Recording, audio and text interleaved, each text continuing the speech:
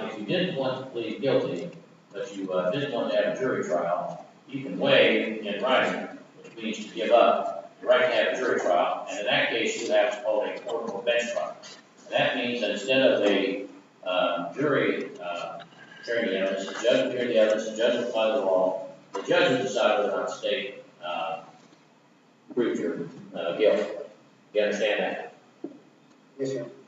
I don't know if I said it or not, but as far as a jury trial, you have a jury trial, the verdict in each count has to be unanimous, meaning all 12 have to agree on each, on whether the state proved your guilt. You understand that?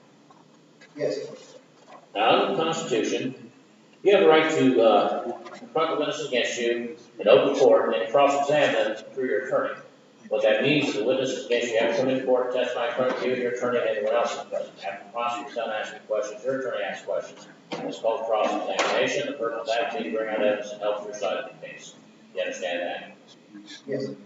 Under the Constitution, you have the right to use the power of the court to compel or force witnesses to come to court and be able to testify on your behalf, the same as the state. So if you have witnesses you're not certain are going to be able to come in voluntarily, then you can request the court to issue a subpoena, which is a court order, and that would then force those people to come to court to be able to testify before you, even though they didn't want to be here, which is the same way the state's witnesses were required to come to court. You understand that? Yes. Right now, under the Constitution, you have a privilege against self-incrimination, which means you're not forced to give evidence in this matter at any time, including trial. No one can ever make you testify. The prosecutor can't, the judge can't. It's your decision, and if you decide not to testify, the fact that you did not testify cannot be used against you in any way by any person at any time in the proceedings. In fact, no one's even allowed to talk about it except in one situation. That is, if there's a jury trial and you don't testify, the judge instructs the jury that because that is your right, they cannot consider it for any purpose. You understand that? Yes. Now, under the Constitution, you are presumed innocent of these charges until proven guilty by the state of Ohio on every essential element of each offense. And that must be done by proof beyond reasonable doubt. What that means is that the burden of proof isn't on you to try to prove you're not guilty simply because you've been accused. In fact, under the law, you're not required to put on any defense. You may, but you're not required to. Whether you do or not, the state of Ohio will have the burden of proving you're guilty on each essential element of each offense by proof beyond reasonable doubt, which is the highest burden that's known under the law. You understand that? Yes.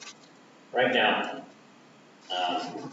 originally you entered a plea not guilty to these charges that denied the allegation in the indictment. Actually, I think you also entered not guilty for reasonable consent.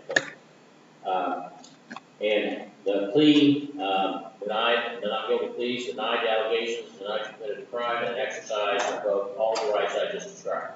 Now, if you change your plea from not guilty to guilty, that's the complete opposite of not guilty plea. Guilty plea admits the allegations in the indictment, admits their crime, admits that you're the one who committed that crime. And that plea waives, gives up all of the rights I've just described for you here today, except the right to have an attorney. You always have a right to have an attorney no matter what you plead. Without exception, your plea of guilty. Waives, gives up the right to have a jury or court trial. Waives, gives up the right to confront the witness against you and cross-examine through your attorney. Waives, gives up the right to use the power of the court.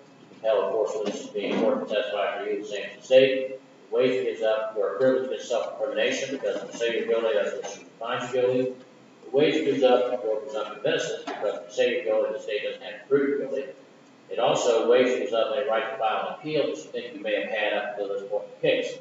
Now, if you should be sentenced to the maximum sentence, you could file an appeal, and there are also other limited circumstances where that can be done. Any appeal that you want to file will have to be filed within 30 days of your sentencing after being filed. And then a plea guilty also subjects you to being sentenced immediately by the court, which is like what's likely to happen here today if you plead guilty. Now, you understand all those things I just said? Yes. Are you a U.S. citizen, Mr. Green? Yes.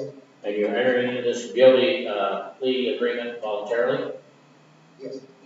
You have any questions about the charges and possible penalties? Yes, sir. You understand? Yes. Any questions about the plea of guilty? I'm sorry, about the plea agreement itself? Yes, sir. You understand it? Yes. Again, you understand the recommendation of sentencing and the decision on judicial release are not binding on the court when it comes to the court making those decisions. Yes, sir. Have any questions about the constitutional rights of this claim? Yes, sir. You understand those? Yes. Have any questions about the plea of guilty, what it means, what will happen if you enter that plea here today? No, sir. You understand that? Yes, sir. All right, now, do you have any concerns you would like to speak to Ms. Hatner about before we go any further? No, sir. Sir. You have any questions about anything I've explained to you here today? No, sir. Then is it your decision, Mr. Green, to withdraw your not guilty pleas to counts 1 and 3 and enter pleas of guilty thereto, according to the terms of the written plea agreement we've just gone through? Yes, sir. All right, then, as to the charge in count 1, it alleges that on or about March 15, 2021, in Highland County, Ohio, you did cause or attempt to cause physical harm to Patrolman J. Beatty by means of a deadly weapon or dangerous ordinance to win a 2017 Dodge van, and that you knew, other than that Patrolman J. Beatty was a police officer as defined in ORC 2935.01, violation of section 2903.11A2, the charge of one assault of a peace officer, first degree felony carrying possible minimum sentence set by the judge of between 3 and 11 years, and a maximum of up to half of that added on, which means a maximum of 16 and a half years. How do you plead? Guilty.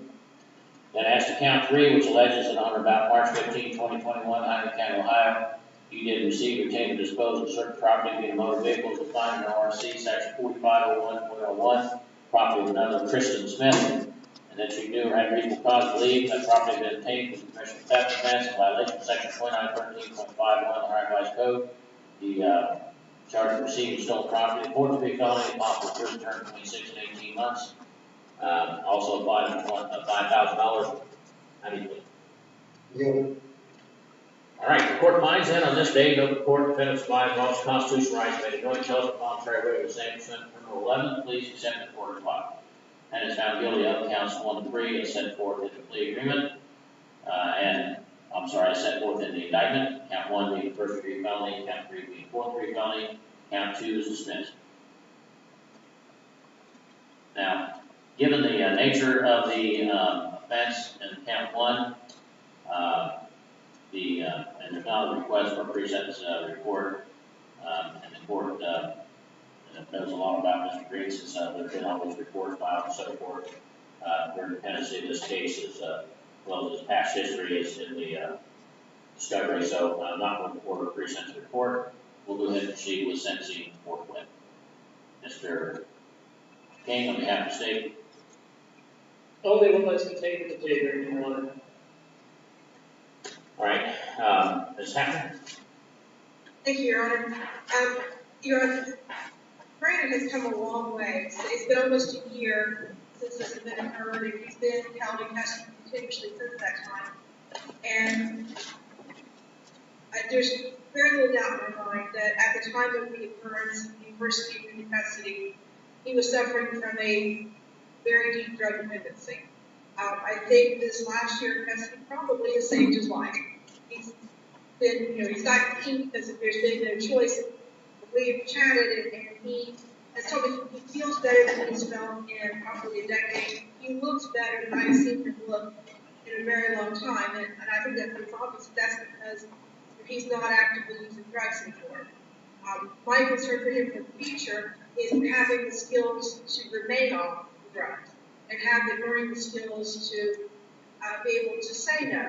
And that's why I believe that this resolution is good for him, especially if he is released to STAR, so that that will teach him the skills that he needs to stay away from the drugs. So we ask that you follow the agreement, and I understand that that's a question of official is not right, but we would ask that you follow the agreement that we have made. All right, Mr. Green, is there anything you'd like to say? I'd like to apologize for my character before the day and instead of stand on that bed. If I had one kind of a lot of choices that I make in my life, I wouldn't be here. But thank God that we're not dead and nothing bad or worse happened that day.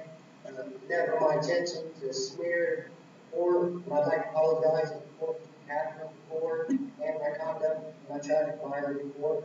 I was just deluded in my mind, but like Catherine said, I'm very clean, and I just want to be a productive member of society, and I just intend on trying to do that. All right. Well, I'll have to agree that what Ms. Hacker said is accurate. Is you do look and sound much better than you have for quite a while. And in the time of waiting for all these mental exams and then the treatment, as well as going through the processes we've gone through, you sound much better. So I think that to that extent, the time has been beneficial to you. And you've taken responsibility for this. Of course, count one is a very serious offense, first degree felony, and it's against a police officer. So, you know, that is a serious matter. I'm sure that there's no doubt, I think you read the information in the file that, and in the reports that we've done, that, you know, you were suffering from the effects of your addiction at the time.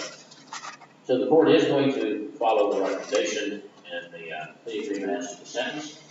And it's ordered that you be in our hereby sentenced to the Correction Reception Center in Ohio for a period, on count one, for a minimum period of 4 years. And that could be a maximum period of up to 6 years as decided by the Department of Rehabilitation and Correction under the Oregon Code Law. On count three, you were sentenced to a term of 11 months. Court will order those sentences to be served consecutively to one another as based upon the recommendation of the parties. The court finds that there are two separate courses of conduct. I believe the vehicle that was taken was the one that was used as a assault officer. But one, so they're separate offenses, and all connected. They have different victims, and one single sentence will not adequately reflect the seriousness of the offense. And the penalties are being imposed not disproportionate to the seriousness of the crime. And also the court finds that the history of criminal conduct justifies these sentences. Now, according to the court, you were arrested on March 17th of 2021, is that correct? Yes. All right. So that would be a total then of 351 days of jail time credit. Today's the third, 14 days shy of the year. Now, upon completion of this prison term, the law provides that you will be placed on mandatory post-release control supervision as count one for at least 2 years, up to 5 years, as determined by the adult parole authority, and optional on count two of up to 2 years, but we know that you're going to be out on count one. Now, that means that you'll be supervised in the terms that they set, and if during that period of time they determine that you have failed to comply, they can return you to prison even though you serve the entire term set by the court, for an additional period of up to 9 months under one violation, up to a maximum of half of the prison term that's imposed for all violations.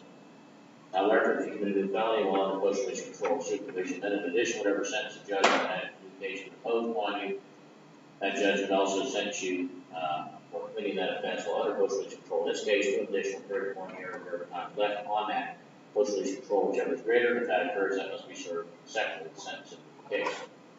You're also ordered to pay the court costs, or judge to grant execution order. If you fail to do that, that can be collected by the clerk of the treasury, needs to include the levy of bank accounts, wages, mortgage, or other assets you may have. If that doesn't collect it, then good to community service once you are released from prison. In this county, you can be given credit for each hour you work in an hour rate set by the court. Each hour you work, reduce your judgment by that amount to a basic court. And if I didn't say it before, count two is dismissed. All right, so anything further from counsel? Just restitution, Your Honor. Oh, that's right. $1,000 of restitution is ordered to be paid to the Greenville Police Department. $500 to Kristen Smith, as agreed in the plea agreement. And those payments will be made through the victim escrow account at the victim witness office, and then will pay any fees that are associated with that. That is a substantive or substantive sentence, so it can't be discharged in bankruptcy, Mr. Green, and will follow you the rest of your life until it's paid for. All right, now anything further? There. All right, thank you. All right, Jeremy Woolridge.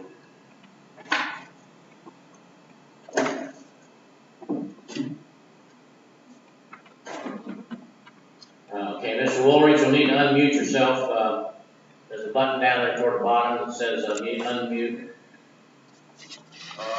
You got it. Can you hear me? Yep, I can hear you. All right. Case number. 1 minute, sir. We're good. All right, this case number 19 CR 169, State of Ohio versus Jeremy R. Woolridge. And you're Jeremy Woolridge, right there on the straight mark, Jeremy Woolridge. Yes, Your Honor. All right, this is a hearing set for sentencing, being conducted by Zoom. Mr. Woolridge is appearing from his phone.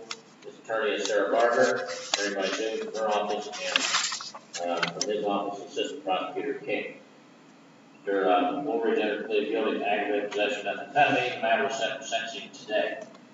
Now, I have to say, Mr. Woolridge, I'm a little surprised that you're here, but I guess it's because we're on Zoom, because according to what I received from the prosecutor's office, from the probation department, you have not reported them since January the 13th, and last contact was January the 20th, and then you failed to come in, failed to reschedule. They tried numerous times to reach you.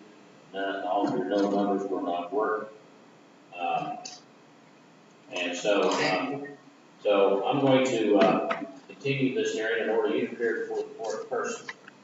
And I'm going to order you to report to probation by 4 p.m. tomorrow. And if you fail to do that, you will, and they notify, well, actually I'm going to say by 3, but they close at 4, and if you're not there by 3, and they notify the court, then the court will issue a capious for your arrest, and you'll be picked up. This case will be continued until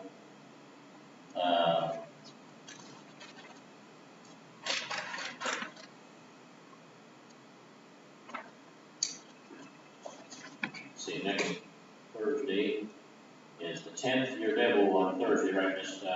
Margaret? I have a doctor's appointment at 1:30. Is that local or out of town? It's local. Well, we can do it at 11 a.m. if that's better for you. That's fine. All right, at 11 a.m.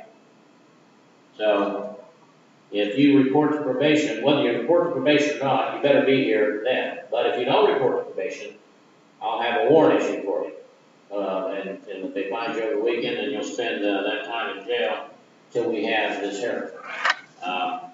It's not a real good sign when you can't even report before you're sentenced. So, right now you're really on thin ice, so you need to get to the probation department and by 3 o'clock tomorrow, and then get in touch with your attorney, let her know what's going on, and then make sure you're here next week. If you don't appear either of those times, like I said, we'll have a warrant issued for you. All right? Your Honor, Yes.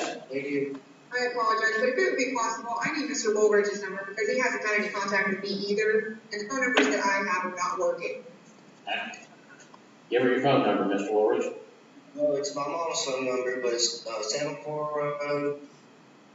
740-708-1073. Are you living with her? Now, Pardon me? I don't have a phone right now, but I'm using my mom's. Are you living with your mother or somewhere else? Both places. All right, well, you need to keep probation informed of that, because remember, you're also under house arrest, so you better be compliant with that, because that's another thing that, I'll look at when it comes time for the sentence. All right, so you can go ahead and sign off, Mr. Woolridge, thank you. Did Sarah get his number? Huh? I don't think Sarah got his number. All right, anybody else on the jail? We're done with the jail. We have 2 more. He was at Zoom, and we have 2 more Zooms. I know we have one, okay. Sparks and Owens, none at the jail. Who? Sparks and Owens, but none at the jail. Sparks is not in here.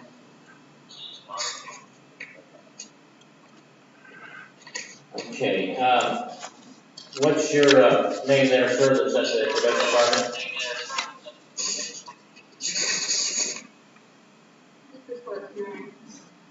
All right, Mr. Sparks, would you unmute the computer? Yeah, thank you. There you go, you did, thank you. Thank you.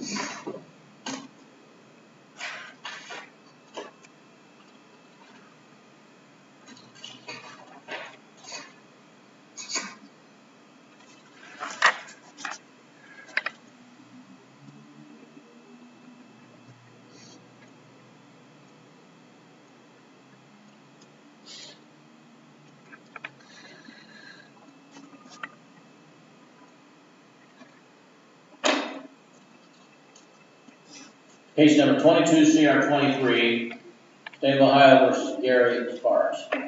Present for the state is Assistant Prosecutor King. Present for the defendant is Attorney Sarah Varga. And again, for the record here, Gary S. Sparks appearing from the Probation Department on the screen marked HCPD. Yes. All right, this hearing is being conducted by Zoom.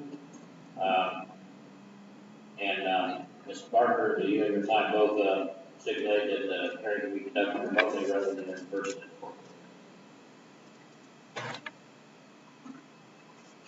Did you hear me, Ms. Barker? Yes, Your Honor. Okay. Sorry, my mic didn't pick it up. Okay. All right. And you're okay with that as well, Mr. Sparks? Yes. All right. Now, Mr. Sparks is charged, I think he's just charged in 2 counts.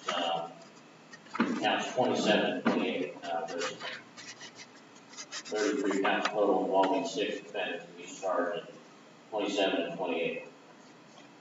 Now, I've been presented with a plea of guilty form, Mr. Sparks, which indicates you're going to plead guilty to count 27, committing drug abuse, and 5th-degree felony.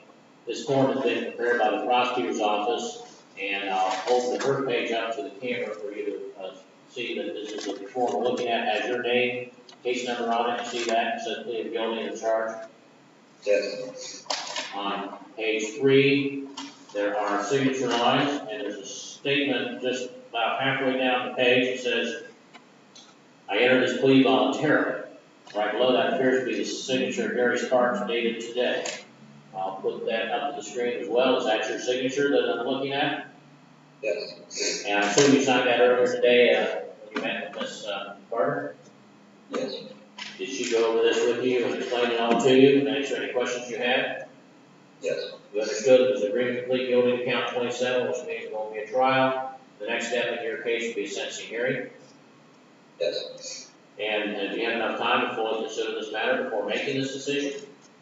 Yes. Do you feel that you were pressured or rushed in any way in doing this? No. You're entering into the agreement to plead guilty voluntarily. Yes.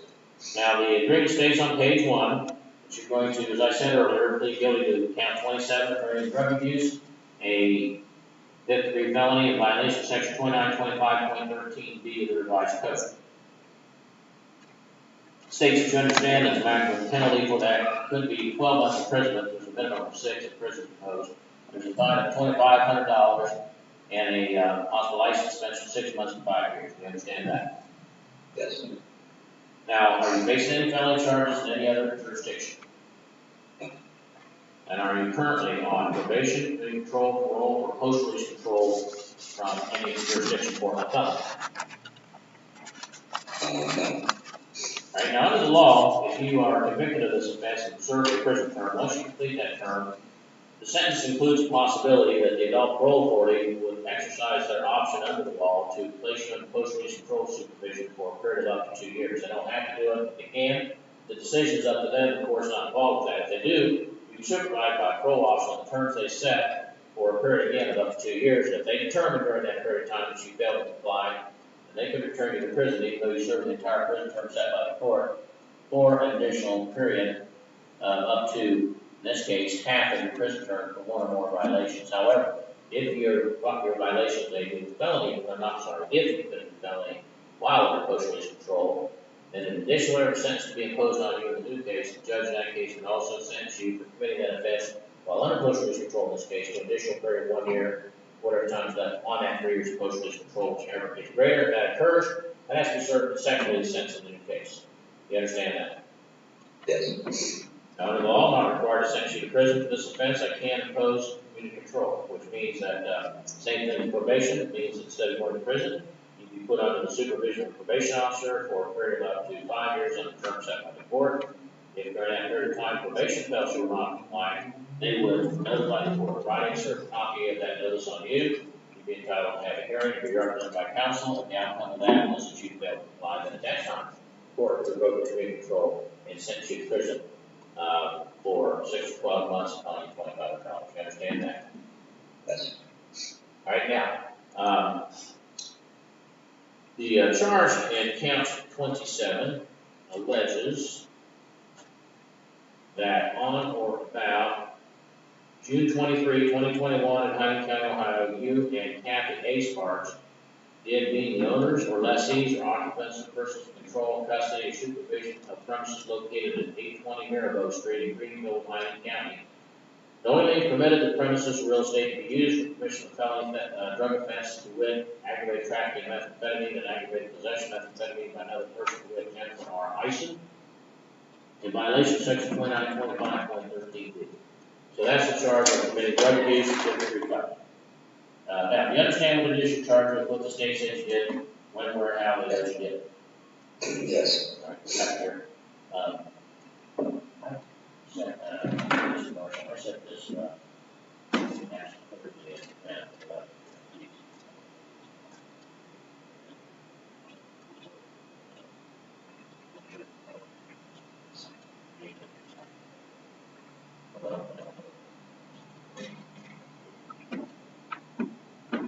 all right, sorry about that.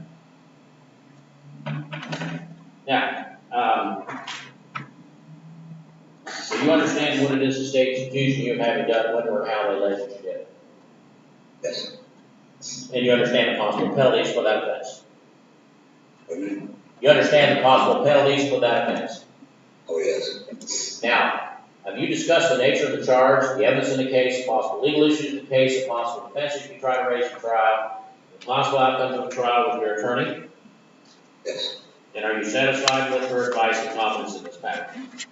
Yes. Are you under the influence of any type of drugs or alcohol at this time, Mr. Sparks? No. Are you taking any prescription drugs for any reason? No. Has anyone threatened you to make you plead guilty here today?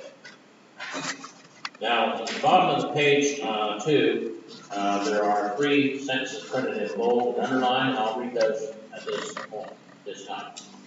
Defendant shall enter plea of guilty to count 27, state will dismiss count 28, state defense jointly recommend community control based on HB 86. Defendant agrees to cooperate fully in prosecution of all co-defendants. Is that your understanding of the agreement? Yes. Has anyone promised you anything other than that to get you to plead guilty here today? Right now, under the law, the matter of sentence is up to the court, not to the parties. So even though there's an agreement that you should be getting community control, once I hear all of the information that is presented, if I decide that's not the correct sentence, I could sentence you to prison for between 6 to 12 months, finding $2,500. You understand that? Yes. Now, do you hold any license or certification from any state governmental agency regarding any that regulates any occupation or profession? No. Right, now you have constitutional rights, you must understand, before I can accept a plea of guilty from you. First, you have the right to have counsel. Barker was appointed to represent you, not simply to work the case out, but to provide any defense that might be available to you under the law that you would like to provide. So, if you decide that you do not want to plead guilty, that you want to defend against this charge, or 2 charges actually, then she'll continue to represent you, including a trial, if that's what you want. You understand that? Yes. Right now, under the Constitution, you have the right to have a jury trial in this matter, in which 12 people be selected from a group of citizens who reside in this county, summons for jury duty on your trial day. After they were selected, the evidence will be presented, they'd be instructed on the law, and then that jury would have to decide by unanimous verdict, which all 12 have agreed, whether the state proved you guilty. You didn't want to have a jury trial, but you didn't want to plead guilty. You can waive in writing, which means to give up, your right to have a jury trial in this case, and then you would have what's called a court or bench trial, meaning it would be the judge who would hear the evidence, the judge would apply the law, and the judge would be the one who would decide whether or not the state proved you guilty, or proved beyond reasonable doubt. You understand that? Yes. Now, under the Constitution, you have a right to confront the witness against you and cross-examine through your attorney. That means, and that would have to be in the court. So what that means is that the witness against you have to come into the courtroom and testify in front of you and your attorney and the president. After the prosecutor's done asking questions, your attorney can ask questions. That's called cross-examination. The purpose of that would be to bring out evidence to help your side of the case. You understand that? Yes. Under the Constitution, you have a right to use the power of this court, Mr. Sparks, to compel forceful coming to court to testify for you, just like the state.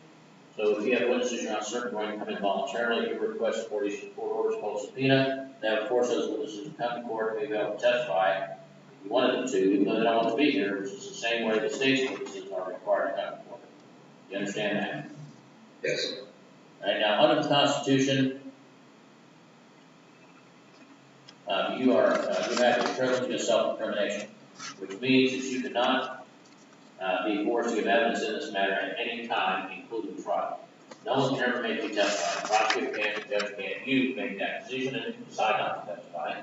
The fact that you did not testify cannot be used against you in any way by any person. No one's even not comment about it, except in one situation, that is if there's a jury trial and you don't testify, the judge instructs the jury that because that is right, they cannot consider it for any purpose. Do you understand that? Yes. Under the Constitution, you're presumed innocent of this charge. You're proven guilty by the state of Ohio on every essential element of the defense charge. What that means is that you cannot be forced to give evidence at any time in the case. No one can ever make you testify. The prosecutor can't, the judge can't. You decide you're not going to testify. The fact that you did not testify cannot be used against you anywhere by any person at any time. No one's even allowed to talk about it except in one situation, which is if there's a jury trial and you do not testify. The judge instructs the jury that because that's your right, they cannot consider it for any purpose. Do you understand that? Yes. Right now,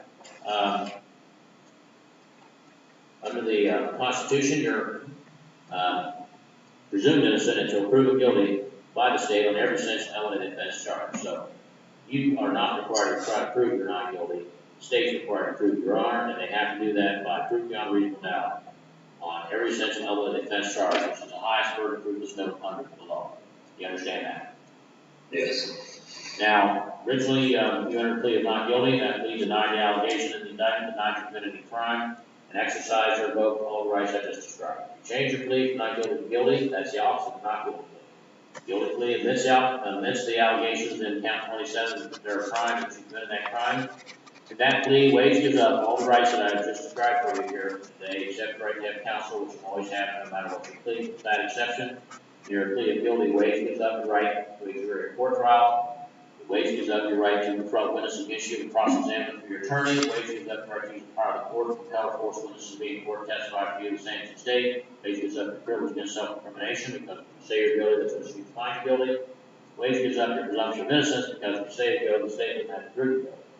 It also waives gives up that right to file an appeal that you think you may have had up to this point in the case, unless I sent you the maximum sentence or under other circumstances, in which case you could file an appeal, and that would have to be filed for 30 days for sentencing to be filed. And finally, it does object you being sent to meeting by the court if the court feels that that is the appropriate thing to do. You understand all of that? Yes. And Mr. Sparks, you are a U.S. citizen? Yes. Do you have any questions now about the charge and possible penalties? No. You understand them?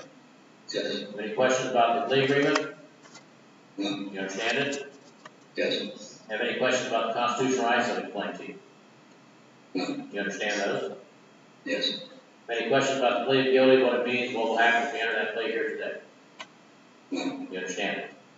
Yes. Is there anything you need to speak with Ms. Barger about before we go? No. Then is it, and you have any questions about anything that I've explained here today? No. All right, then is it your decision to withdraw your not guilty plea and plead guilty to the charge set forth in count 27 as we have just discussed? No. It is. You're going to plead guilty? Yes. Okay. All right, then as to the charge in count 27, which reads that on or about June 23, 2021 in Highland County, Ohio, you and Kathy A. Sparks did being the owners, lessees, or occupants, or the persons control, custody, and supervision of the premises located at 820 Greenville Street in Greenville, Highland County, Ohio. Knowingly permitted the premises of real estate to be used for the commission of felony drug offense to wit aggravated trafficking of methamphetamine and aggravated possession of methamphetamine by another person to wit Jennifer R. Eisen in violation of section 2925.13b of the Ohio Revised Code, charge of permitting drug abuse, a fifth degree felony, carrying possible prison term 26 to 12 months and fine $2,500. Please. All right, now, the court finds that on this date of the court, defendant was deprived of all his constitutional rights, made an intelligent voluntary waiver saying pursuant to criminal 11, please accept or file, and found good in count 27, fifth degree felony charge therein. Count 28 is dismissed. court refers the matter for a pre-sentence investigation. Sentencing will be set, same bond will be continued, and sentencing will be set April 7, 2022 at 1 p.m. That's Thursday afternoon, Ms. Barker. All right. Mr. Arzeman is he's at the probation department, so you'll take care of it then. Anything further from council? No, Your Honor. All right. Thank you. All right, Mr. Owens there on the K family site. Yes, sir. All right, thank you for being patient. We've had a lot of cases this afternoon that have ended up being longer than we thought they would. All right. I understand. Case number 22 CR. Oh, no, not yet. All right, case number 22 CR 00 versus Christopher R. Owens. Mr. Owens is appearing on the screen for K family. Is that correct, Mr. Owens? Yes, sir. And where is it you are? I forgot. Where are you? At home. You're at home. Okay. You're not at. Okay, that's not a family. Okay, family. I thought it might be a treatment facility. Okay. All right. This hearing being conducted by Zoom. His attorney is Sarah Barber, appearing by Zoom, and also appearing on behalf of the state, Assistant Prosecutor King, by Zoom. And this Barber, you and your client both agreed to have this matter conducted remotely by Zoom rather than an in-person appearance before the court. Yes, Your Honor. And you're all right with that as well, Mr. Owens? Yes, sir. All right. Mr. Owens is currently charged with 2 co-defendants in case number 22 CR 32. Looks like in count 7 and 8 and 15 and 16. Counts of aggravated trafficking methamphetamine and 2 counts of aggravated possession. Now, I have been presented with a plea of guilty for Mr. Owens in this case, and it also went for the record that there was another indictment returned against Mr. Owens in case number 22 CR 50 on March the 1st. He's not been served with that, but I have here an entry of dismissal. So that's going to be dismissed if there's a plea in this case. Is that correct, Mr. King? That's correct, Your Honor. All right. You're obviously aware of that, Ms. Barber, since it's in the plea agreement. Okay. All right. Now, Mr. Owens, I'm going to hold this up to your to the screen, and it has your name and case number and plea guilty form, and ask you if you recognize that. Yes. Okay. And on page 3, there are signature lines, and just not quite halfway down the page, there's a sentence that says, "I enter this plea voluntarily." It looks like the signature of Chris Owens, 3322. I'll hold that up to the camera as well. And is that your signature next to my finger there that you're looking at? Yes, sir. And it says you dated it, so you just signed it earlier today. Yes, sir. And you were with Miss Barber when you signed it. Yes, sir. And did she explain the agreement to you and answer any questions for you? Yes, sir. And when you signed it, did you understand that's an agreement to plead guilty, which means there won't be a trial, and after that, your case will be a sentencing hearing? Yes, sir. And do you feel that you had enough time to fully consider this matter before making this decision? Yes, sir. And do you feel that you've been pressured in any way in doing this? No, sir. And you're entering into this plea agreement voluntarily? Yes, sir. Right now, the agreement states on page 1 that you're going to plead guilty to count 2 of the indictment. He's not charged with count 2. Just make count 7. Oh, okay, I'm sorry. Sorry, I looked at it through the wrong field of my bifocals. It looked like a 2. All right, count 7, which is aggravated trafficking methamphetamine under 2925.03A1 and third degree felony. It further states that you understand that the maximum possible prison term for this is 36 months. The minimum prison term for those is 9 months. There could be a fine of up to $10,000. There's a mandatory fine of $5,000 and a possible license suspension of 6 months to 5 years. Prison term is presumed to be appropriate, but is not required. You understand that, Mr. Owens? Yes, sir. All right, now, are you currently facing any charges in any other jurisdiction? No. And are you currently on community control, probation, parole, post-release control for a felony in any jurisdiction? No, sir. All right, now, under the law, if you are convicted of this offense and serve a prison term, once that term is completed, the adult parole authority could decide at their option to place you under what's called post-release control for a period of up to 2 years, which means you'd be supervised under the terms they set by a parole officer, and if during that period of time they felt that you had failed to comply, they could return you to prison, even though you served the entire term ordered by the court for an additional period of up to 9 months for one violation, up to a maximum of half of whatever prison term that was imposed by the court. Now, in the event that you were convicted of a felony on post-release control, then in addition to whatever sentence the judge in that new felony case imposed upon you, that judge could also sentence you in this case for committing that offense or other post-release control to an additional period of 1 year, whatever time is left on the post-release control term, whichever is greater. That occurred, that would have to be served consecutively the sentence in the new case. You understand that? Yes, sir. All right, now under the law, I'm not mandated to sentence you to prison for this offense, even though it's presumed. So I could, instead of sentencing you to prison, you can control or probation. That means you would go to prison, but instead you'd be supervised for a period of up to 5 years by a probation officer in the term set by the court. And after that period of time, the probation department felt that you were not complying, they would have to file written notice of that to the court, provide a copy of that to you. You would be provided a hearing and be entitled to have an attorney. And if the outcome of that hearing was that you had failed to comply, then at that time the court could revoke your community control and sentence you to prison for 36 months and fine you $10,000. You understand that?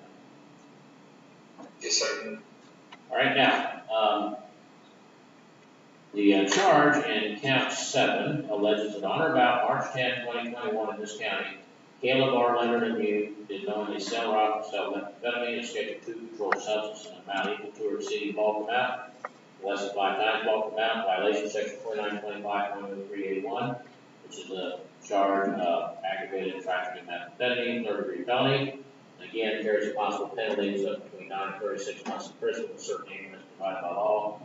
Fine of $10,000, mandatory fine of $5,000, and possible license suspension 6 months to 5 years. Now, you understand what it is you've been charged with, what the state said you did, when, where, and how they let you did it? Yes, Your Honor. I was unaware it was at F3. They said I would be signed up to go for the F4 and F5.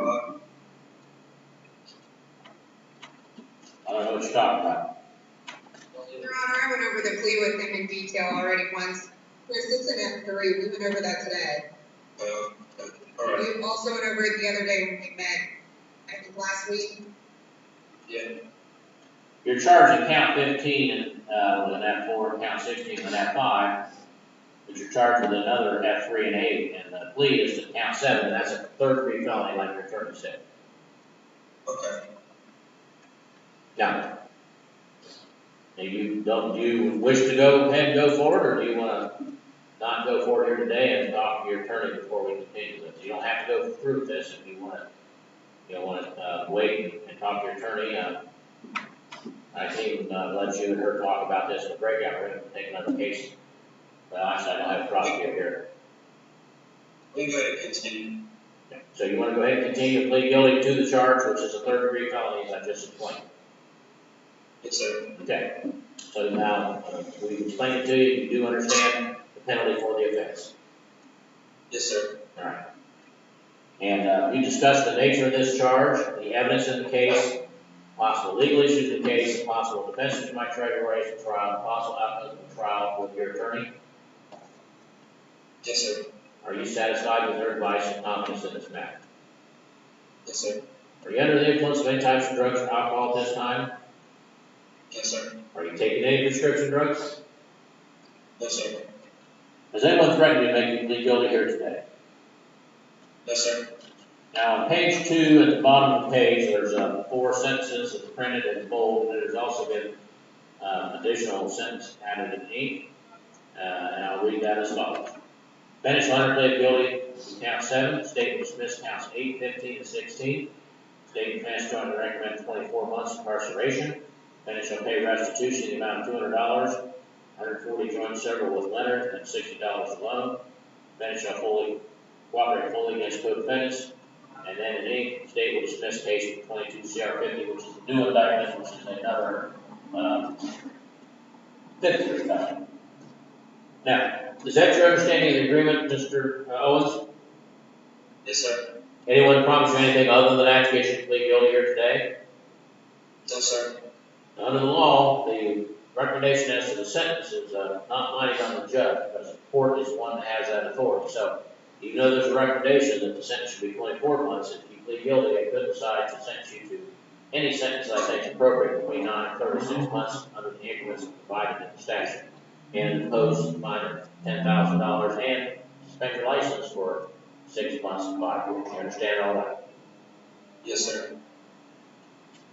Now, do you hold any type of license or certification from the state of Ohio for any occupation or profession? No, sir.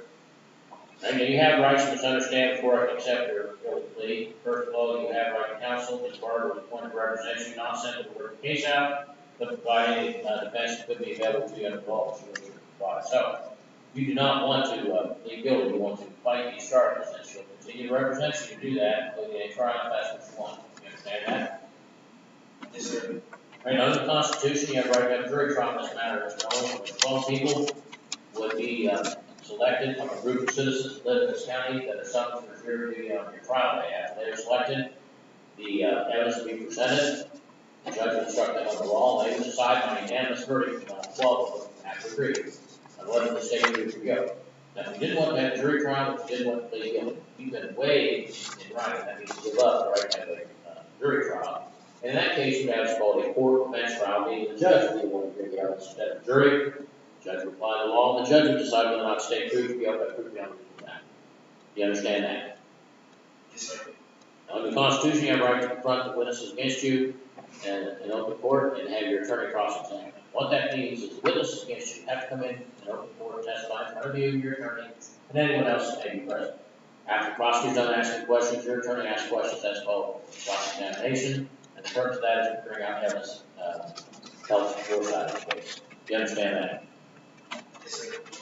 Right now, under the Constitution, you have a right to compel or force witnesses to come to court to testify for you, state to state. So, if you have witnesses you're not certain going to come in voluntarily, a jury question for you should court order called subpoena. That forces those witnesses to come to court to be able to testify, even though they don't want to be here, which is the same way the state witnesses are required to come to court. You understand that? Yes, sir.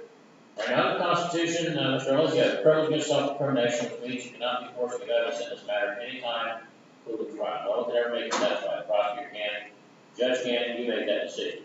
If you decide not to testify, the fact that you did not testify cannot be used against you in any way, by any person, at any time. In fact, no one's even allowed to talk about it except in one situation, and that is if there's a jury trial, you don't testify. The judge instructs the jury that because that's your right, they cannot consider it for any purpose. You understand that? You understand that? Yes, sir. Okay. Now, under the Constitution, you're presumed innocent until proven guilty by the state of Ohio on every essential element of the offense charged. So what that means is that the burden of proof is on you to try to prove you're not guilty. The burden upon the state to prove that you are guilty. And in fact, you don't even have to present any evidence at all at trial. You may, but you're not required to. But whether you do or not, the burden of proof is upon the state of Ohio to prove your guilt by proof beyond a reasonable doubt, which is the highest burden of proof that's known under the law. You understand that? Yes, sir. All right. Now, originally, you entered a plea of not guilty to this charge. Not guilty plea denied the allegation, denied that you had committed any crime, and it exercised or invoked all the rights I've just described. You change your plea, not guilty to guilty, that is the opposite of not guilty. The guilty plea will admit the allegations in the indictment, admit that there are crimes that you're the one who committed that crime. And that plea, the way you give up all of the rights that I just described for you, except the right to have an attorney. You always have a right to have an attorney, no matter what your plea. With that exception, your plea of guilty, with the way to give up the right to have a jury or court trial, with the way to give up the right to use confront witnesses against you and cross-examine for your attorney, with the way to give up your right to use the power of the court, compel or force witnesses to come to court, to testify on your behalf to same state, with the way to give up your right, or your privilege against self-incrimination, because if you say you're guilty, that's what you find you guilty. The way to give up your presumption of innocence, because if you say you're guilty, that's what you find you guilty. It also gives up your right to file an appeal on any alleged violations of your rights you feel you may have had up to this point in the case. Now, in the event that I sentence you to the maximum sentence under the certain circumstances, you can file an appeal. That would have to be filed within 30 days of your sentencing entry being filed. You understand all that? You understand all that? Yes, sir. Okay. You need to speak up, because I'm having trouble hearing you. Yes, sir. All right, thank you. All right, and also subjects you to being sentenced legally by the court. I didn't say that earlier. You understand that? Yes. Okay. All right, now, do you have any questions about the charge and possible penalties, Mr. Owen? No, sir. You understand them? Yes, sir. Do you have any questions about the plea agreement? No, sir. You understand it? Yes, sir. Do you understand the recommendation on sentence he's not finding out of court? Yes, sir. Have any questions about the constitutional rights I've explained? No, sir. You understand those? Yes, sir. Have any questions about the plea of guilty, what it means, what will happen if you enter that plea here today? No, sir. You understand? Yes, sir. Is there anything you'd like to speak to Ms. Barber about before we go any further? No, sir. Have any questions at all about anything that I've explained to you here today? No, sir. This is your decision then, Mr. Owens, to withdraw your not guilty plea to count 7 of the indictment pursuant to the terms of the written agreement we just went over. Yes, sir. All right, and as to the charge in count 7, which alleges that on or about March 10, 2021, in Huntington County, Ohio, you did knowingly sell or offer to sell methamphetamine, Schedule 2 controlled substance amount equal to or city bulk amount less than 5 times bulk amount, violation of section 2925.03A1 of the Ohio Revised Code, the charge of aggravated trafficking in methamphetamine, a third-degree felony, carrying possible prison term between 9 and 36 months in increments provided by law, a fine of up to $10,000, a mandatory fine of $5,000, and possible license suspension of 6 months to 5 years. How do you plead, Mr. Ellis? Guilty. All right. Court finds that on this day, an open court defendant was advised of all constitutional rights, made a knowing, intelligent, voluntary waiver of the same pursuant to Rule 11. Please accept the order filed. Defendant is found guilty of count 7, aggravated trafficking in methamphetamine is charged therein, a fifth-degree felony. I'm sorry, a third-degree felony. Counts 8, 15, and 16 are dismissed.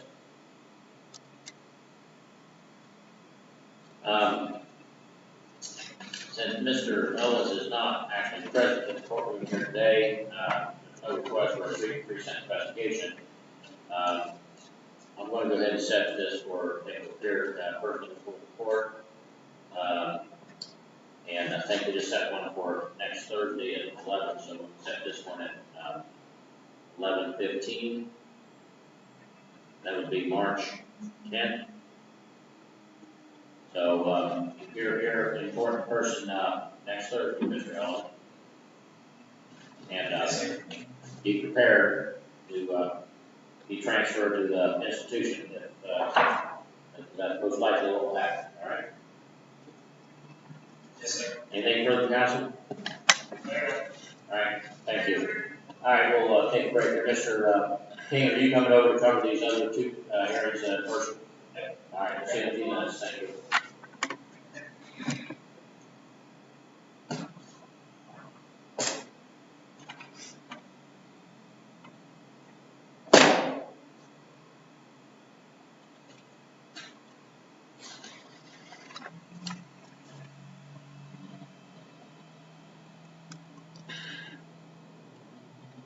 Right. Please rise.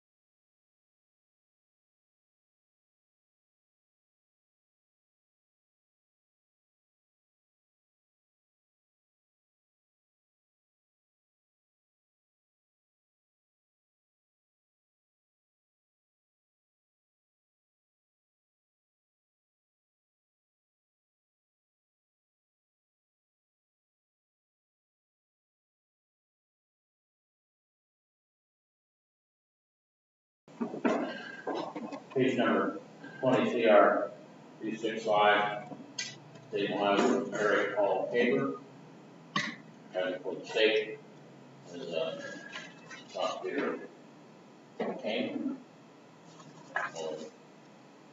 Officer Kelly, the probation clerk, defendant is Attorney Wagner. Are you Eric Paul Tabor? Yes, sir.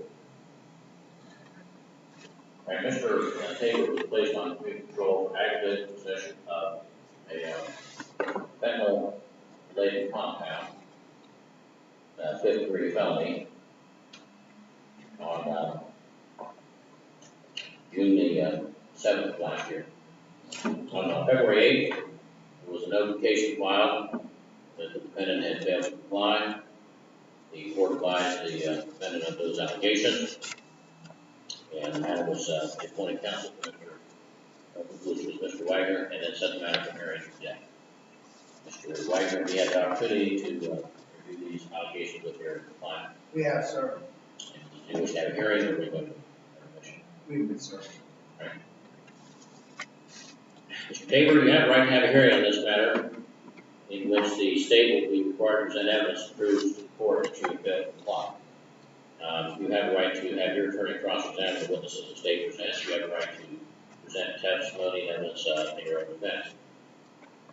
Now, in the event that it's found that you have failed to comply with these conditions, one of three things can happen. I can continue community control as before. I can continue with the additional conditions I think are appropriate. Or the third, the most serious, is that I could revoke community control, send you to prison, 12 months, and fine you $2,500. You understand that? Yes, sir. And has anyone promised you anything to get you to plead guilty here today? No, sir. Has anyone threatened you in any way to get you to plead guilty here today? No. The allegations that were filed against you allege you violated Rule 2 in that you have failed to report to the probation department as directed over 14 times in the last year and sets forth the dates. Rule 7 alleges you tested positive on 6/3/21 for marijuana, buprenorphine, and kratom.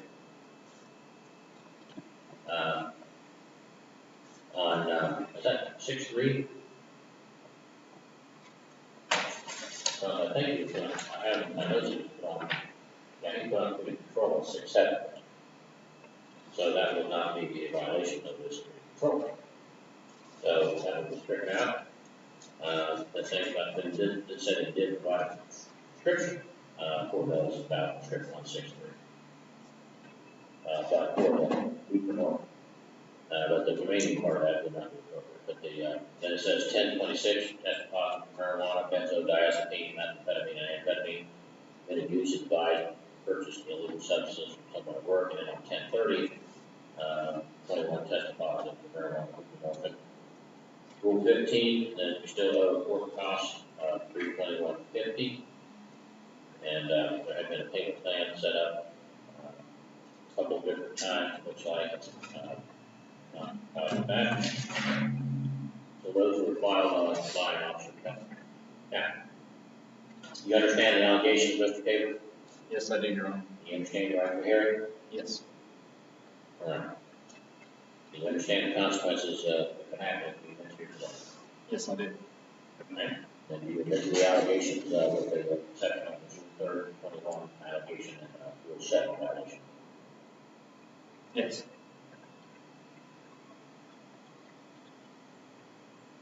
All right. Anything from the state or the probation department regarding disposition?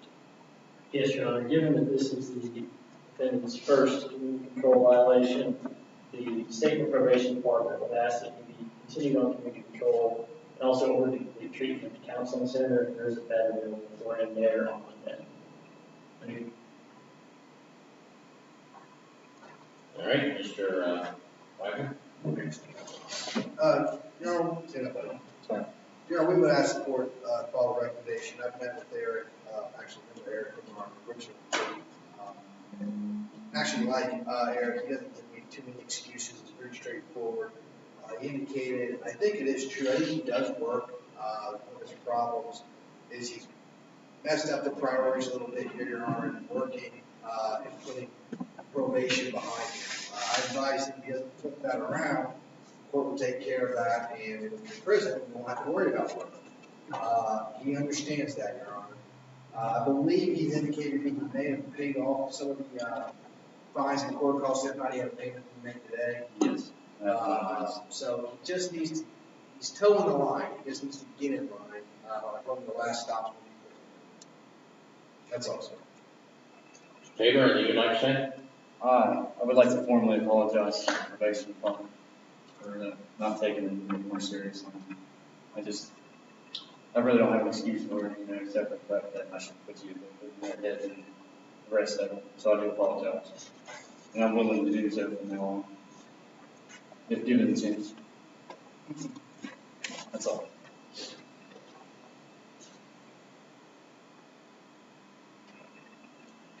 All right, I believe the order of the court then that your control be continued. Under additional conditions, you're to successfully complete the substance use disorder treatment at the counseling center and any recommended aftercare. And you'll be committed to jail until you go to the counseling center, which will be Monday the 7th. You come to jail forthwith. And you pay the court. All right. Anything further, counsel? All right. Any questions?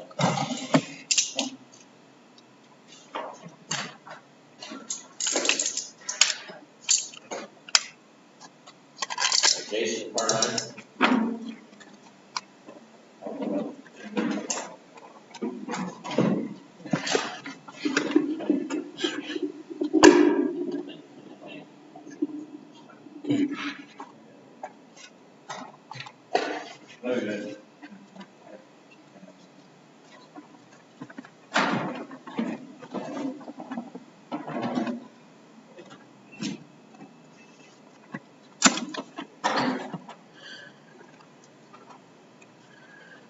Right, this is case number 21CR150, Dave Ohio versus Jason Carnine, President of the State, Assistant Prosecutor King, President of the Defendants, Attorney Lori Colby, and you are Jason Carnine. Yes, sir. All right, is it Carnine or Carnine? Carnine. Carnine. Mr. Carnine has entered plea guilty to aggravated possession of methamphetamine and fifth-degree felony. The matter was referred to the probation department for a pre-sentence investigation. The court has received that, and each of the attorneys received a summary. State that. Yes, ma'am. All right, Mr.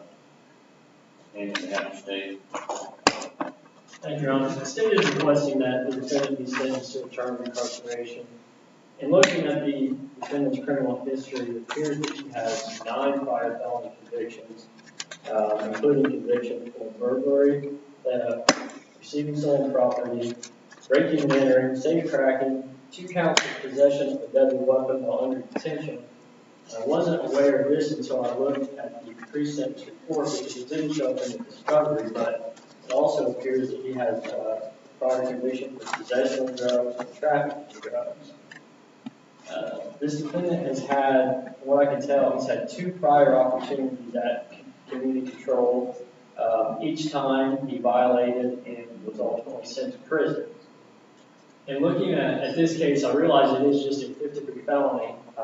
However, this is a little different than your typical 5th-degree felony. The defendant was actually operating a vehicle when he struck a school bus head-on US 50 here in Highland County. When the trooper responded and was talking to the defendant about what happened, he gave a far-fetched story about someone chasing him, firing gunshots after him. That was unsubstantiated and likely false. A search of the vehicle following the crash led to the discovery of methamphetamine. When questioned by the officer about the methamphetamine, the defendant claimed that belonged to an ex-girlfriend. So, in looking at the defendant's extensive criminal history, his prior failures on community control, his refusal to take any responsibility for what occurred on the date of this incident, It is the position of the state that this defendant is not amenable to community control and would ask that he be sentenced to return to incarceration. Thank you.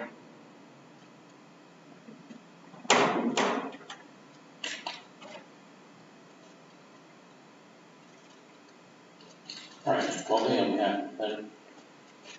Thank you, Your Honor. I did submit a sentencing memorandum, and I hope the court had an opportunity to. Did not, she just submitted it, just got it today and had time to read it and a full body. Okay. It's always a good idea to submit things early. Well, came in, I think we sent it over on Monday, but nonetheless. It's file stamped today. Gotcha. But I did submit a sentencing memorandum, and what is contained there as exhibits are treatment records for Mr. Carnine. He began outpatient treatment through the CAP Health Group in April of 2020 upon his release from prison. He has been engaged continuously in treatment through that program, and I submitted to the court a year's worth of negative drug screens reflecting only his medication, Suboxone program, and has marijuana for, so only those substances he has ever tested positive for in his almost 2 years of treatment through the CAP group. And I would point out, he did indicate that he had signed some releases for probation to get those records. I know that it indicated in the pre-sentence report that they had not received those, but he did sign a release for that, and I did provide those to the court for the last year. In addition to that, this occurred last April, and starting in municipal court, he was placed immediately on a reporting bond there with drug screens, and when indicted on the felony charge here, this court also continued that requirement as well as a curfew. He has reported as directed. He has had all negative drug screens and is not only on probation but also in his treatment program, and I think all of those records are available to the court. He does do telehealth visits, group visits, does some mental health counseling through the CAV health group. He has traumatic brain injury from an injury resulting from a I don't know the details of it in 2006, as well as some social anxiety. And I think what has happened is Mr. Carnine has kind of self-medicated because of some of those issues over the years. But again, for 2 years has been very active in his recovery and in his treatment. I did provide, in addition to the treatment records in here, some letters from family. Most significantly, his brother, Jeff Carnine, who is a detective in Hamilton County. He's here today. I know he would like to address the court. The court would allow that. I provide those just to say that Mr. Carnine comes from a family not that people who enabled him in criminal activity or in drug use, but a supportive family, to law enforcement that are trying to hold him accountable and have tried to encourage him and support him in his treatment. He has a stable, sober living situation with his parents and has been there since his release from prison. Certainly, if the court would look at his record, there's no question that there's probably no option other than prison for Mr. Carnine. But if the court would take a look at his performance in the last almost year on a reporting probation as well as being actively engaged in treatment, I think he has shown that he is amenable to community control, would be willing to follow any requirements of the court, including continued treatment, including mental health, any kind of house monitored arrest, anything of that nature. He would be willing to apply because he has shown that he can do so. Additionally, I did contact Ms. Sturgill, I think of the drug court program, just to see if she would be willing to assess Mr. Carnine. I think his residency precludes him from participation in that program, whether or not he was otherwise appropriate. I'm not sure if she did complete an assessment that the court received, but I did request that of her, and I know he met with her in that regard. So we reached out to the court. He does have 2 young daughters that are 12 and 9 that he sees regularly, and I know his hope is to turn things around and be a good role model to them by maintaining his sobriety and staying out of trouble. And we're asking the court to consider all of those factors and allow Mr. Carnine to continue outpatient treatment and continue to do community control.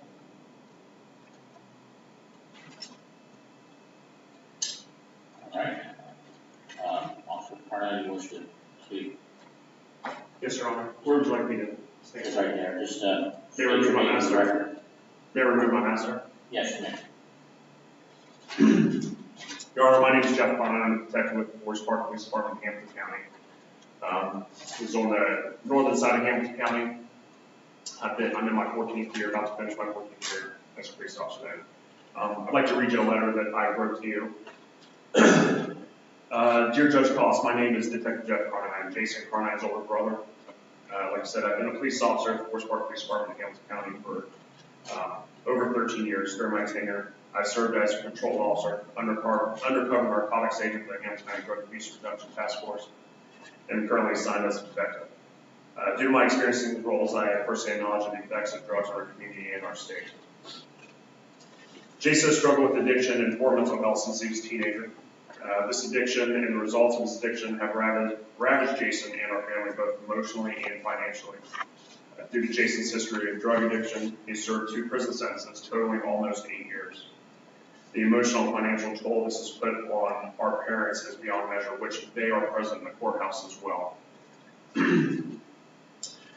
I'm not making excuses for Jason. I'm the one who had to make the terrible decision to turn him in that caused him to go to prison in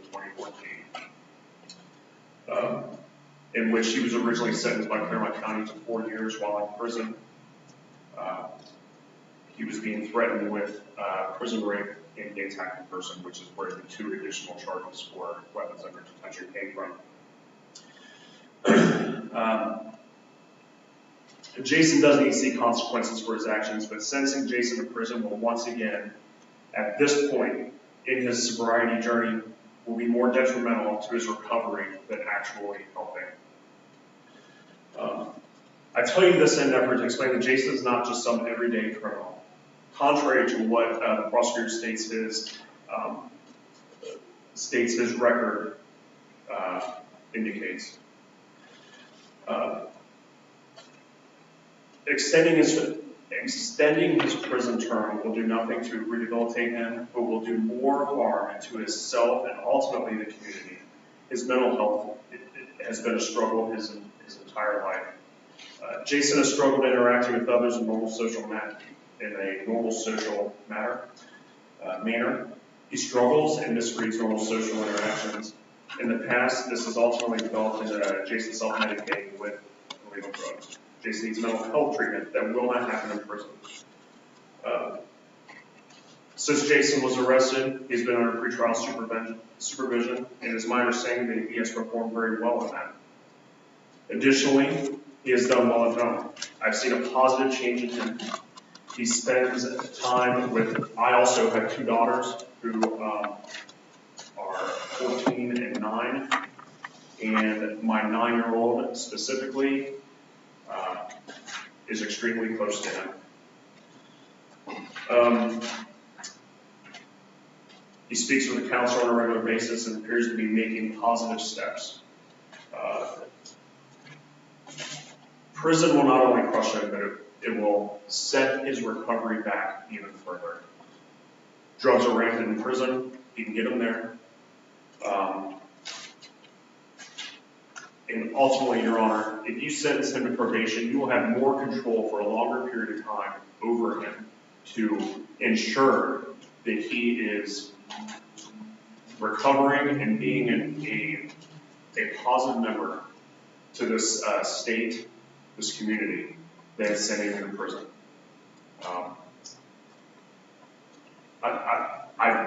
The last in 2014, as much as it killed me, I wanted him to go to prison because I didn't want him to die. That is not my fear today. You will not see him back in front of your courtroom. And the past year, or almost a year, shows that he's amenable to probation. And he will do what needs to be done. And as his attorney stated, he has never tested positive for methamphetamine. He was in a poor relationship, and the breakup created a lot of anxiety and mental health issues in him. And as far-fetched as the story may seem, there's no indication to state that it is false. There's no evidence to state otherwise. As me being a police officer, yes, it does seem far-fetched. but we have no evidence to prove otherwise. I beg the mercy of the court to please give him probation. Thank you, Your Honor. Right, Mr. Carnine, is there anything you'd like to say? Yes, sir.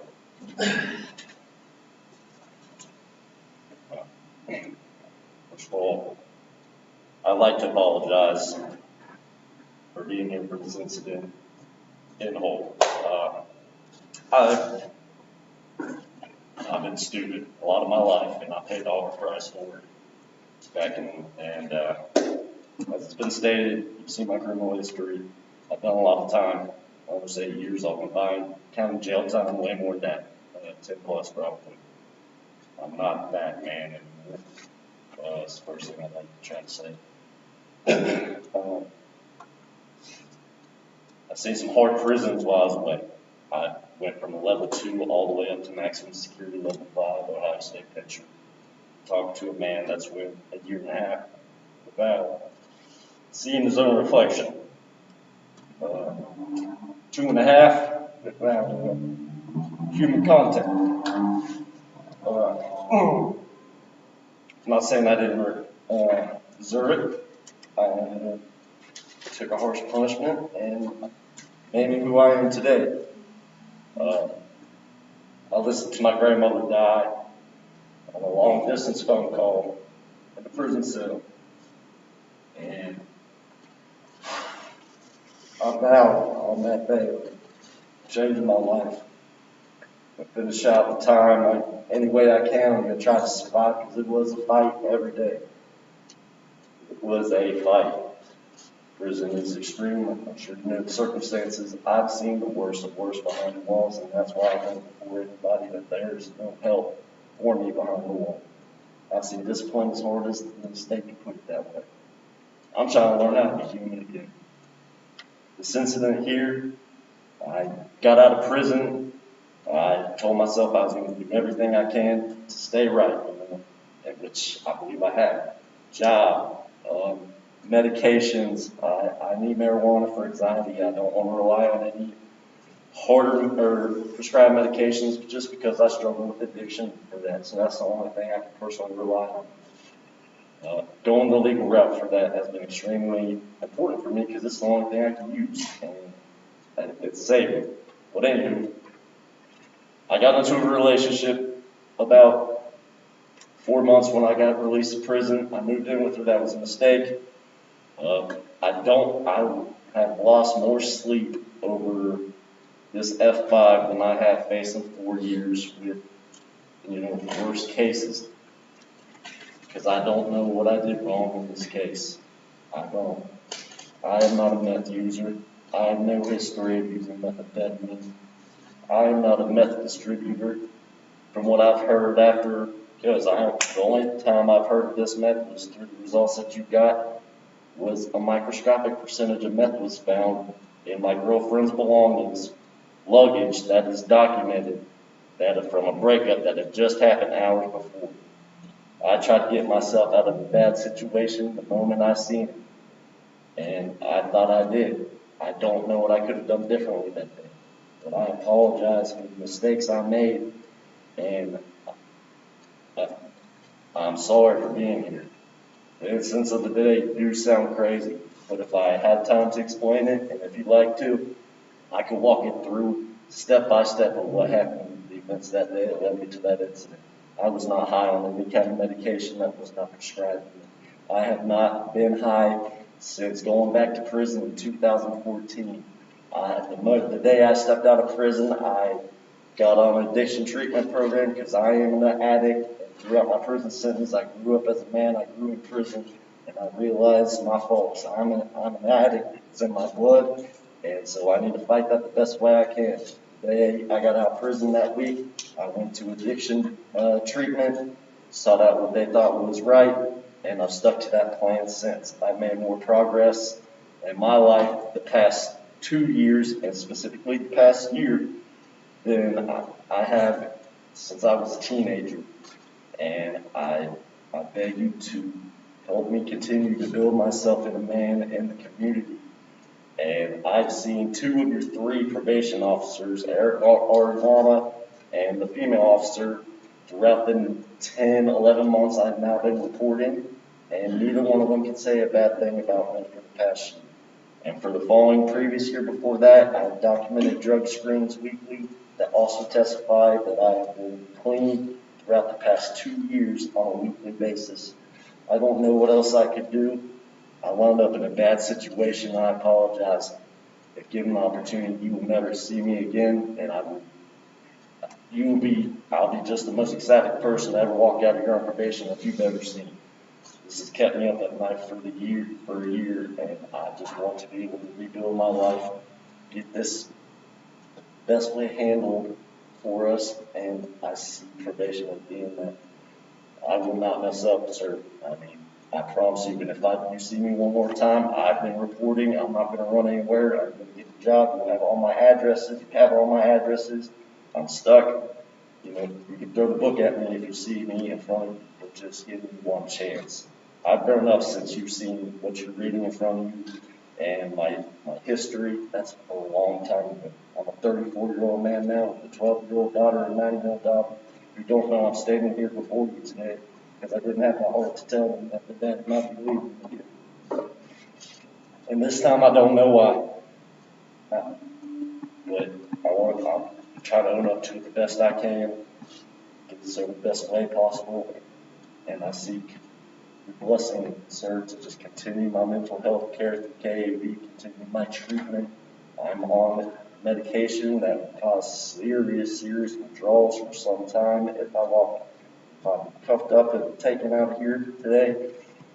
I take it twice daily, and I do counseling. As a matter of fact, at 5 p.m., by 5 p.m., I have to be at KAV for a urine submission, and my therapy is tonight via telephone at 7 o'clock.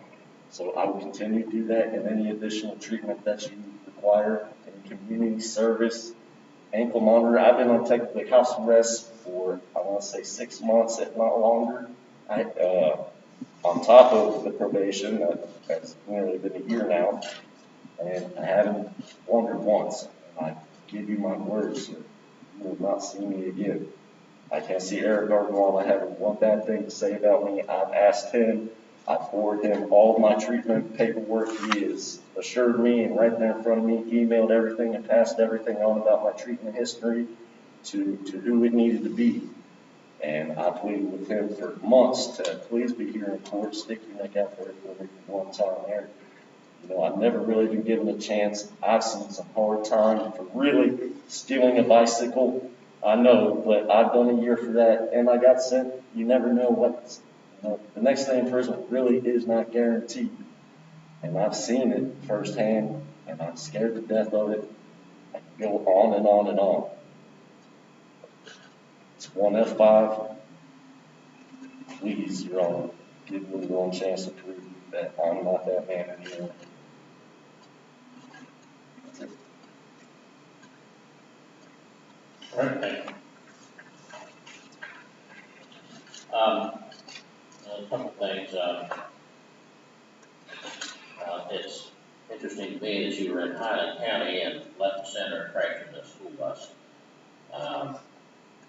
Well, there's not really much information about that, so I don't know what was done, but I see here that the vehicle that you were driving belonged to your stepfather, and the officer observed a used hypodermic needle in plain view.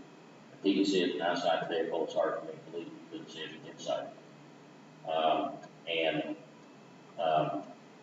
I'll say this, Mr. Arnine, I think you've done reasonably well, but I can still hear the con talk. You are still talking like a con, and blaming on the girlfriend. Terrible situation, but I find it hard to believe that if this was her math that she claimed, that you would not have known about it being that you would not have known that she was using it. Maybe that's what you're describing. It's a bad situation, but the fact of the matter is, if you're in that situation with someone doing drugs, you would seem to me you would obviously have done that. So I think this is a con. Another thing that concerns me is that, you have medical marijuana card? Yes, sir. Okay. Well, I'm not familiar with KAB, but I can tell you, I run the drug court, and I can tell you that in the drug court community, and the treatment community, we think that medical marijuana cards are crack, because it's a way to legally self-medicate, like alcohol. We also prohibit people from having alcohol. And quite honestly, the only reason we have medical marijuana in this state, and perhaps soon to be recreational, because it's a way to get permanent in there. Because the science is studied and studied and studied and still cannot come up with a scientific justification for its medical use. We have lots of anecdotal reports, lots of correlations, but not causation in terms of it being medical beneficial. And what we find in the treatment community and the drug court is that people that are self-medicating are really not dealing with addiction. Now, granted, marijuana, I mean, I don't look at marijuana like it's not cocaine or methamphetamine or heroin or thing, but it's like alcohol. It's legal to get, and the doctors are just selling these things, and they, again, that's why the DEA doesn't license it, and that's why they can't use banks, because it's not recognized yet. And so it's a crutch that you're using that really concerns me. And I know in our treatment providers around here, we don't allow it, and I don't allow it. And so if I put you under control, you're not going to be allowed to use it because it's a crutch. And it's not anybody that's dealing with medical marijuana, using marijuana, medical marijuana. It's just using it because it's the one thing that's legal with the use. Legal because the state says that we can sell it for medical marijuana purposes. Quite honestly, I think every time a doctor writes they don't write a script for it, they write an order. Yeah, I think it's just it's ridiculous. They're just doing it because people want to get high and bellow it out or whatever, and illegal. Okay, that being said, you have been clean on everything else. Apparently you were clean at the jail. There's no indication that you were high at the time of this offense.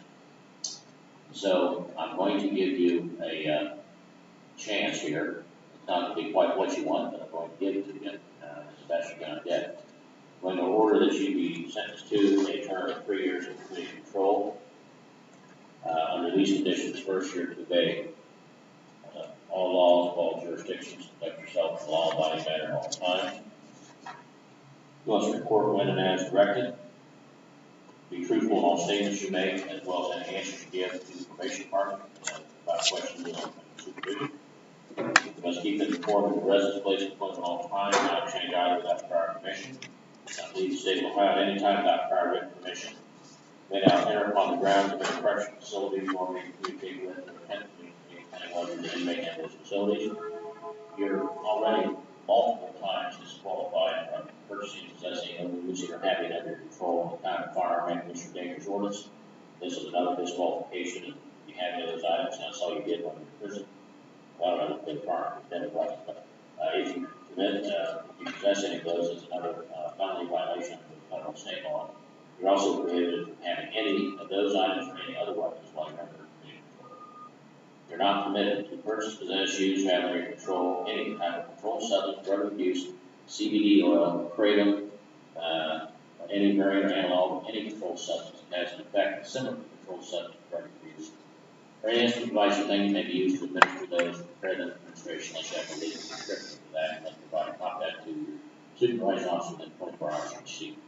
Your submitted drug testing when it is directed may not have medical marijuana.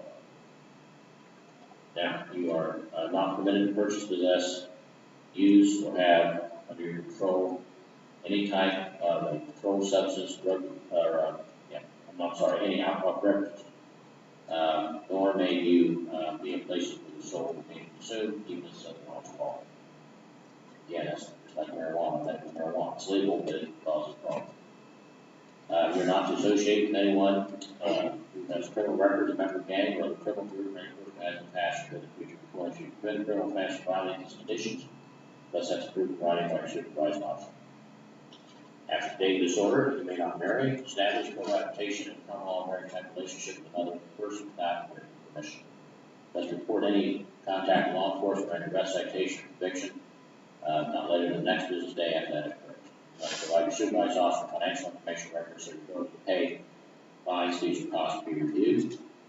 You're referred by the probation department or evaluation center. Any further treatment, therapy, counseling, training, or other educational programming, you're to submit to that. If any program is recommended, you're to enroll and successfully complete that. You're paid the court costs of that legal period of time and maintain the right to the court to do that.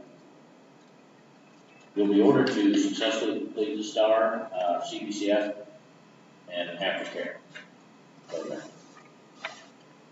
And you'll be committed to the county jail forthwith and held there until you go to the STAR program. And I think they'll probably get you bed in the next 2 weeks. I have several beds reserved for the next week and the 15th. Now, by being placed on community control rather than being sentenced to prison, you're deemed to have consented to a search without a warrant of your person, your residence, vehicles owned by you, used by you, or any other property places under your control where you're found at any time, any officer of the probation department. The court will not impose any fine or any driving suspension. This order to pay the court costs is also a substantive order. You don't pay the court costs, you're going to do that payment plan. Then the clerk will collect that from various, include the level of bank accounts, wages, earnings, and other assets you have. That doesn't reflect it. Then could be ordered to be to do community service in this county. Be kept in the credit for each hour you work in an hour rate set by the court each hour you work. You should judge by that amount until it's full. Now, in the event that the probation department feels that you're not complying with these conditions, they will file a written notice of that with the court. You'll be given a copy, and you'll have a hearing, and you'll be entitled to be represented by an attorney at that hearing. If the outcome of that hearing is that you have failed to comply, you'll be sentenced to a term of imprisonment between 6 and 12 months, fine $2,500. That happens once you complete your sentence as imposed by the court under the law. The law authority does have the option, if you choose to use it, to put you under post-release control supervision up to 2 years. If they do that and they determine that you have failed to comply, then they can return you to prison, even though you served the entire term set by the court for a period of up to half of the prison term, as is imposed by the court. However, if you could felony fall under post-release control supervision in this case, then in addition, whatever sentence the judge in the new case imposed upon you, the judge is also authorized to sentence you in this case to an additional period of 1 year, whatever time is left on the period of post-release control, whichever is greater. If that occurs, that must be served secondly to the sentence in the case. So you'll be remanded, and we'll notify the probation department that an actual probation officer suggested this as a part of your conditions, and I think it is good because it's a thinking for change. And I have to say, I see people in here, and I have people in drug court that have done as much time as you have, in some cases even more. It takes a while to shed that, but you build up in prison. I know that people build up a certain way of dealing with things, and certain active behaviors, and carrying themselves because that's what they have to do to survive. But in the real world, it comes across in not a good way. But the way you communicated here today, I see that. And I have that person. I have a cousin who still has that persona. He's been out probably 10 or 12 years. And I had as little to do with him as possible other than funerals or weddings. And, he's, I don't think he's ever going to get rid of that swagger. You don't have the swagger, but the story, what I heard, the way you talk, you're still carrying that with you. So that's what CBCF program is designed to do is provide what they call cognitive behavior therapy, thinking for change. And it's focusing more on thinking and the way you are approaching things as opposed to the actual drug treatment that you have with other than your medical marijuana. As I looked through, I did look through all the things you're returning to the file here just while you were talking, and saw all those positive tests for THC, but negative on everything else. And so that's why I'm giving you this chance, because otherwise, with a record like this, you'd already be out of jail in jail clothes. So that's your report. You're remanded in custody and paid out to the jail and all arrangements and information for the medicine on. Anything for the council? Thank you. Thank you.